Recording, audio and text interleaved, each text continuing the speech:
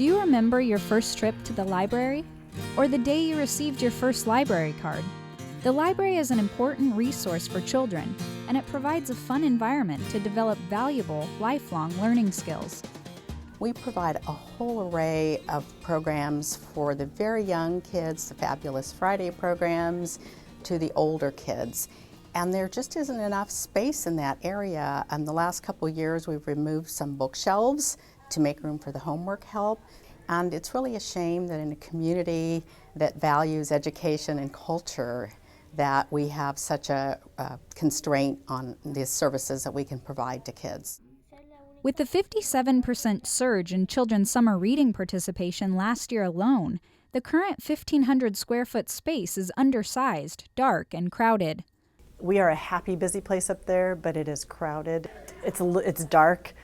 There's old, big, dark wood furniture.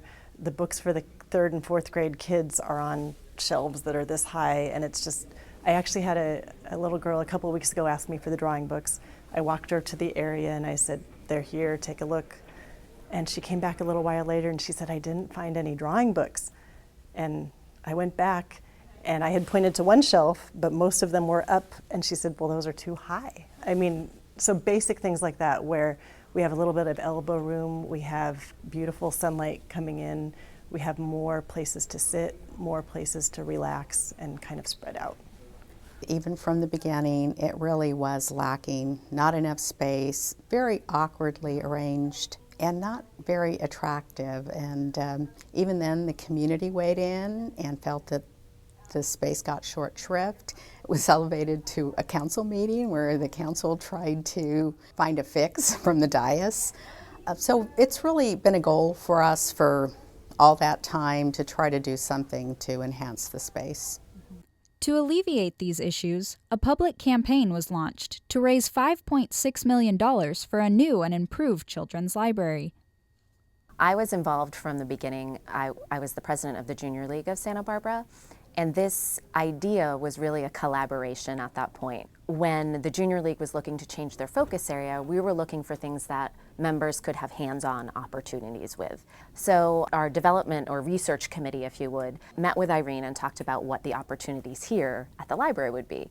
And that's really where the fun and the imagination sparked. So everybody got together and thought, well, wouldn't it be great to have an amazing state-of-the-art children's area of the library? We weren't even thinking as big as the basement. And so it really just came together, and that's what started this whole project moving and rolling forward. Well, I think Santa Barbara is a great community in so many respects. It seems odd that we would have some great history, a wonderful downtown area with great resources educationally at the college level, and yet we left out the basic building blocks at the beginning. So I just think it sort of fills in a gap that's existed for a long time. And it's kind of odd that we let it go this long, so it's time to make it happen. The campaign is called Building a Love of Reading, and the new Children's Library plans to do just that. When you give children the gift of reading, you're really sparking their imagination. You're letting them be creative. You're letting them travel to places that they never thought possible. And really that's what we're trying to do here, is have children get that spark and love of reading so that they can carry it through their lifetime and be a part of society in ways that they might not have had the opportunity to without reading. Although the space is empty now, the new Children's Library will be located in the lower level of the public library. This space is 4 times the size of the current children's area and has enough room for technology hubs, reading nooks, homework help, special performances, and more. The programs will have a kind of a natural Santa Barbara history feel to them, the islands and lots of Santa Barbara specific, and so that's exciting. And then once you get out into the open space, you're going to have the main library desk where the librarians will have sight vision across the whole space for safety purposes, as well as reading nooks in with the light. It's going to be great. Right now we spend a lot of time reserving rooms and bumping rooms, and we just want to have fun with the kids. And this space, there's a space that's just for story time that will have no other things in it, and that will really help. Right now sometimes there's amazing sculptures up there, but that gets pretty scary when there's a bunch of toddlers in the room. And then that space will be able to transform in the afternoon to a homework help area where right now we're also very crowded. So I think we'll just be able to do everything better. And there's some people that want to come to the library still for a quiet place to dream and read, and sometimes it's not possible up there. Over $3.5 million has been raised so far. The campaign is split into two parts. The money to raise so that we could actually break ground, not break ground in the sense of start construction because we don't have to break ground. And that was the first $3.6 million. And then the rest is endowment. And so we wanted to raise all of it prior to the end of the construction phase, which means that the library opens in June with an endowment, and we've already raised all the money. Even if that doesn't happen, we still have time to keep raising the money. So we'll raise the money until we get the endowment raised.